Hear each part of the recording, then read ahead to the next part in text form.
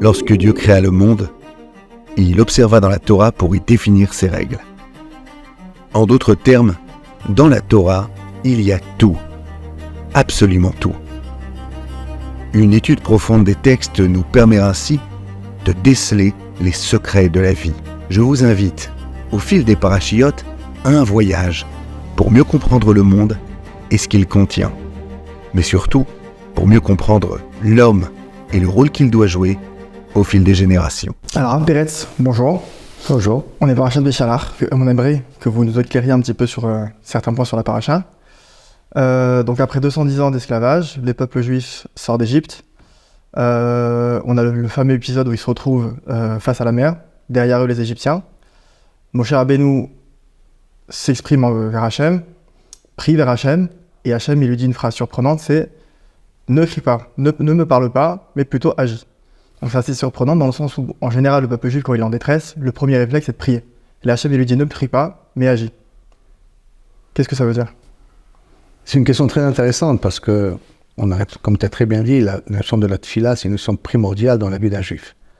Mais quand des fois, on a besoin d'un miracle, on a besoin de quelque chose qui sort de l'ordinaire, ce qu'Akadosh Baruch Hu il veut voir chez nous, est-ce qu'on est capable de faire ce qu'on appelle Messirut Nefesh? Est-ce qu'on est capable de surpasser nos capacités journalières, nos capacités normales, nos réactions normales du quotidien? Ces situations-là de Kriyat Yam Souf est une situation où Akadosh Baruch Hu nous montre qu'en fin de compte, la vie d'un juif, c'est quelque chose d'imprévu. Parce que si j'aurais cherché le point de vue rationnel, comment le peuple juif il aurait pu être sauvé, les Égyptiens nous entourent, le désert de l'autre côté, on a la mer de dos, donc la façon la plus naturelle, c'est que les Égyptiens ont une épidémie, ils se découragent, il y a un problème économique ou un problème d'un ennemi qui d'un coup leur est rentré dans la frontière, donc ils sont obligés de quitter cette région pour aller à une autre. C'est les choses que le cerveau, il aurait pu dire. Si on aurait voulu voir des faits relativement naturels, c'est comme ça que ça se passe. Mais qu'est-ce qu'il fait à Kadosh Baruch Hu ? Il dit à Moshe Rabbeinu, ta tefila, c'est l'air. Mais c'est pas ta tefila que je veux, parce que je veux que tu apprennes que le peuple juif, comme j'ai dit tout à l'heure, il est imprévu. C'est quoi l'imprévision qu'on a ici ? Tu vas traverser la mer Rouge. Je vais traverser la mer Rouge. Tu rentres dans la mer. Rentre dans la mer. Dis au Bnei Israël d'avancer. Est-ce que c'est une règle qui est applicable pour nous aujourd'hui ? Est-ce qu'on pourrait s'inspirer de ce comportement ? Il y a des fois des situations où il faut se jeter à l'eau. Ça ne veut pas dire qu'on a fait zéro tefila. Mais il ne faut pas, dans certaines manières, on s'assoit, on croise les bras, on dit « Mon bon Dieu, sauve-moi » et tu as une possibilité, va nager. Non. Le bon Dieu, il va me libérer comme je suis.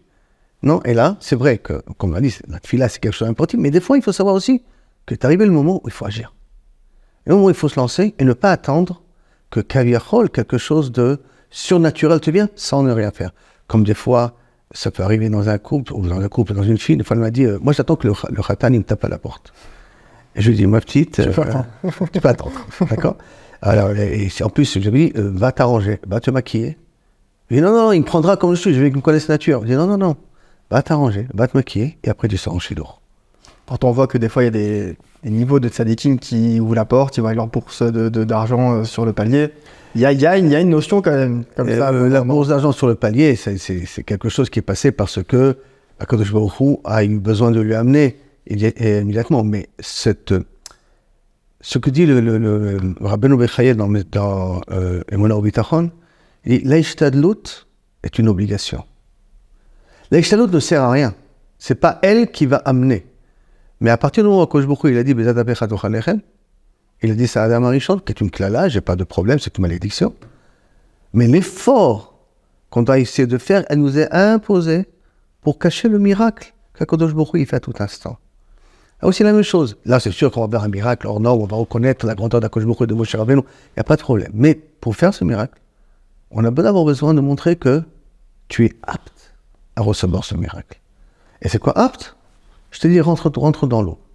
Va dans l'eau. Entre parenthèses, si je reviens un petit peu en arrière, que je beaucoup n'a pas dit à Moshe quoi faire. C'est quand Moshe il a commencé à prier, Comme je vous l'ai dit, avance. Donc la prière, elle a quand même servi à quelque chose. D'obtenir une réponse du Créateur. La réponse, elle était ahurissante, on est d'accord. Elle est illogique, c'est incompréhensible. Mais justement, c'est toi le Juif. Parce que, je répète, on est un peuple dont notre histoire est imprévisible. Et pourquoi ? Parce qu'on est au-dessus de la nature. Ok, maintenant, on voit aussi que la Torah met un point particulier pour signifier que les bénis Israël sont sortis avec le tombeau de Yosef. Et c'est par ce mérite-là que la mer, en voyant le tombeau de Yosef, s'est ouverte. Est-ce qu'on peut un petit peu approfondir cette notion, en quoi le tombeau de Yosef a cette particularité et en quoi il a ce mérite-là de pouvoir faire mériter le peuple juif de ce miracle d'ouvrir la mer ?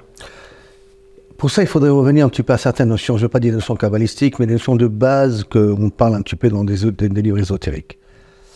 L'être humain est composé de 4 matières de base, comme on dit, de l'air, le feu, l'eau et la terre. Et chacun de ces éléments représente ici une force, dans le bien comme dans le mal. D'accord ? Si je veux prendre par exemple le feu c'est une énergie où ça te donne de la colère. Donc ça peut être dans le mal. D'un autre côté, ça nous donne l'entrain, la volonté de faire des grandes choses, la capacité de pouvoir oser se lancer sur certains projets alors qu'après ça peut nous faire peur. Maintenant, il y a ce qu'on appelle l'eau. L'eau, c'est dit le Mahacho, Rabbi Chaim Vital, ça représente la ta'ava. La ta'ava, c'est-à-dire le plaisir. Et c'est pourquoi l'eau, ça représente le plaisir. On sait très bien quand on flotte dans un bassin d'eau, on se sent allégé, apaisé, on est dans un moment où on se sent un petit déconnecté un petit peu du milieu ambiant, ou quand quelqu'un il a une petite déprime, c'est bien qu'il aille devant la plage, d'écouter le son des vagues, comme on voit dans certaines vidéos, on nous donne pour méditer, on nous fait le son de l'eau qui coule. L'eau, c'est la définition du plaisir dans Chazal, en tout cas dans le Malchut. Et le plaisir, on va dire le summum plaisir que peut avoir un homme, est sur 2 plans. Un, c'est l'orgueil, ou la recherche de l'honneur, et l'autre, c'est le plaisir charnel. Yosef était à 2 doigts de craquer devant la femme de Potiphar.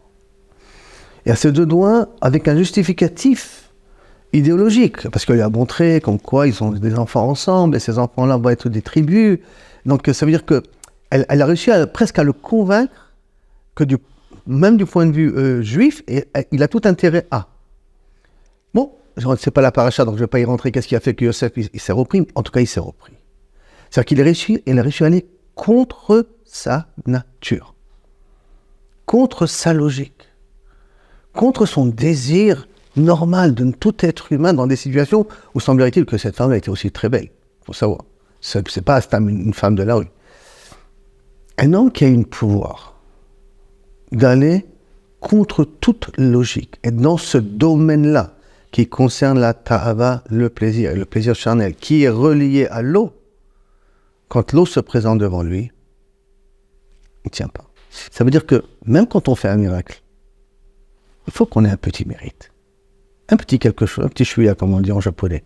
Quelque chose qui fait que, alors maintenant, je vais te faire le vrai miracle que je vais te faire. Mais je vais te faire associer à ce miracle. Parce que je vais utiliser aussi ton srout. Comme ça, c'est pas un miracle gratuit. C'est un miracle. Toi et moi, Boronam, on est associés. Ok. Maintenant, un autre point aussi important. Tous les Gdolim se sont exprimés sur la situation qu'on serait dans la période du Mashiach. En tout cas, celle qui précède le Mashiach. Et la paracha de Béchalach, elle marque la fin donc, de l'exil du peuple juif en Égypte et sa liberté pour recevoir la Torah. Est-ce qu'on pourrait dire qu'il y aurait des similitudes entre la sortie d'Égypte et les miracles qu'elle a accompagnés et notre situation aujourd'hui qui va amener à la troisième, la construction du troisième Beth Amikdash et la Géoula finale? Si tu parles de la situation qu'on est en train de vivre avec la suite du 7 octobre, ça me serait peut-être un petit peu pour l'instant difficile de trouver vraiment une vraie similitude. Parce qu'il ne faut pas oublier qu'avant la sortie d'Égypte, pendant 1 an, on était comme des pachas. Depuis qu'ils ont commencé la plaie du sang jusqu'à la plaie des premiers-nés, on n'était plus asservis par les Égyptiens. C'est fini, on était libres. Et c'est les Égyptiens qui recevaient des coups et nous, on était spectateurs. Actuellement, on reçoit aussi des coups, malheureusement. On sait qu'il y a malheureusement des morts et j'espère que ça va s'arrêter le plus vite et que je me retrouve la Géoula. Mais néanmoins, on voit qu'on est bloqué par les Américains, ils commencent à nous bloquer de plus en plus. Il y a, même à l'intérieur du Ham Israël, il y en a qui disent que peut-être il faut arrêter la guerre. On n'est pas dans une situation vraiment assez ouverte. Donc, vraiment faire correspondre à la Yetziat Mitzrayim que nous avons pour dire que c'est ce que nous sommes en train de vivre, ça me paraît difficile, bien que je ne le dirais pas entièrement, non, mais ça paraît un petit peu difficile. Néanmoins, on a une promesse de Chazal, qui Mitzrayim kacharenu niflaot. Le Navi demande, comme on est sorti d'Égypte, comme ça permet-nous à voir les mêmes miracles qu'il y a eu. C'est-à-dire qu'on devrait s'attendre à quelque chose d'impensable, d'incroyable, qui devrait se passer en suivant peut-être des cours naturels, comme on dit que des fois, le Mashiach viendra de façon un petit peu naturelle, ou que ça viendra de façon miraculeuse, vraiment hors norme, hors logique, ça, celui qui décidera, suivant notre niveau à nous. Mais on espère que la sortie d'Égypte, ce qui arrive dans la sortie d'Égypte, c'est ce qu'on verra là maintenant. Il y a, si je ne me trompe pas, le Admour de Slonim, si je ne me trompe pas son nom à lui, qui disait que la prochaine guerre, l'ancienne guerre que théoriquement, quand Mashiach viendra, c'est possible qu'il y a des bombes qui exploseront, mais qui n'atteindront aucun juif. C'est possible qu'on aura le monde entier contre nous et que rien ne nous arrive. Qu'est-ce que ça veut dire le monde entier? C'est une pression internationale, une pression de l'ONU, un. Par conséquent, des miracles, on y croit qu'il y en aura. Ou naturels, ou semi-naturels, ou vraiment surnaturels. Des miracles. Mais pour l'instant, de faire correspondre ça exactement à la sortie d'Égypte, à mes yeux, ça m'est encore un petit peu difficile. D'accord. Et peut-être, est-ce qu'au niveau de l'épreuve, dans le sens où, comme on a dit tout à l'heure, c'est le mérite de Yosef qui a permis de faire ouvrir la mer, donc Yosef qui a résisté à la tentation devant Potiphar, est-ce qu'aujourd'hui, dans notre génération, peut-être la dernière épreuve, ce serait celui-là? La dernière épreuve qu'on devrait dire, c'est la preuve que les Israéliens ont eu besoin d'avoir la Emouna. Si on prend le Narshon ben Aminadab qui a accepté de se jeter à l'eau, si on prend la phrase qu'Akadosh Baruch Hu il a dit à Moshe Rabbeinu d'Aber le Israël ben Isaou, ça veut dire jetez-vous à l'eau. Qui c'est qui me demande? Le bon Dieu. Mais jette-toi à l'eau, mais c'est pas possible. Il y a une mer qui est mouvementée, profonde. Comment? Bon, je sais nager moi. Il y a ma femme et mes enfants. Qui c'est qui va s'en occuper et tout le butin que j'ai en plus derrière. Comment ils vont pouvoir passer? Fais confiance. Ça, oui. Sur ce côté-là de fais confiance, dans le sens que cette Géoula, si elle va venir, elle va être basée essentiellement sur la Emouna qu'on doit avoir. C'est quoi cette Emouna? On ne compte pas sur Biden. Bien qu'on l'utilise, il nous aide, il n'y a rien à dire, il faut lui dire merci pour l'aide qu'il nous a donnée jusqu'à maintenant. On ne peut pas cracher dessus, on n'a pas le droit de cracher. Il ne faut pas cracher sur l'aide européenne, l'aide des Anglais, c'est une réalité. Mais il faut savoir qu'en fin de compte, ce n'est pas de là-bas que viendra la délivrance. Quand on arrivera à comprendre qu'il n'y a rien que toi, Kadosh Baruch Hu, qui peut nous faire sortir de ce tourbillon depuis 70 ans, de guerre qui ne se finit pas contre nos voisins, alors que nous, on ne cherche que la paix, eux, ils cherchent que la guerre. Quand on comprendra que celui qui va résoudre le problème, en fin de compte, c'est Kadosh Baruch Hu avec le Mashiach, et qu'on rentre dans cette émouna-là, quand on va se jeter dans la mer Rouge, alors il y a marqué dans Chazal que la Géoula viendra immédiatement. La seule possibilité de pouvoir sortir de cela, c'est Ishma El. Kadosh Baruch Hu écoute. Qui veut dire, il dit, ils vont nous mettre au pied du mur. Ils vont nous mettre dans une situation où on va comprendre que, logiquement, il n'y a pas d'issue. On ne s'en sort pas. On a été gentil avec eux, on leur a donné du travail, on leur a donné de l'argent, on leur a donné même une certaine indépendance. Ils ne sont jamais satisfaits. Donc ça veut dire quoi? Le problème israélien n'a pas de solution? Logiquement, il n'a pas de solution. Mais quand Akadosh Baruch Hu interviendra, là, il y aura une solution. Mais pour qu'il intervienne, il faut que je participe. Et comment je vais participer? Que je deviens sincère dans ma demande. On prie tous. On a prié. Depuis le 7 octobre, on prie beaucoup plus qu'on priait avant. Mais est-ce qu'on est véritablement sincère? Sauf Baruch Hashem. Dans le reste du pays, les gens prennent des vacances. Les gens vont dans les cafés. Les gens continuent à mener leur vie. Donc, ils prient ces gens-là. On prie tous. Moi, je m'inclus dans le même lot. Mais est-ce qu'on prie avec des pleurs? Avec des larmes? Je parle de la nation. Je veux dire qu'on trouvera, il a pleuré il a pleuré, mais bon, son âme pour la Géoula, tout ça. Mais quand je regarde le Klalio d'Israël, c'est c'est extraordinaire. Même des non-religieux se mettent à prier. Même, on fait des hatzarot, c'est-à-dire des réunions de tefila. Vraiment, ça touche à cœur. Mais est-ce qu'on est véritablement sincère? Je ne suis pas là pour juger. Mais je parle de la émouna que lorsqu'on sera sincère, mais vraiment sincère, qu'on comprendra que tout dépendra que d'Akadosh Baruch Hu, alors à ce moment-là, la porte elle va s'ouvrir.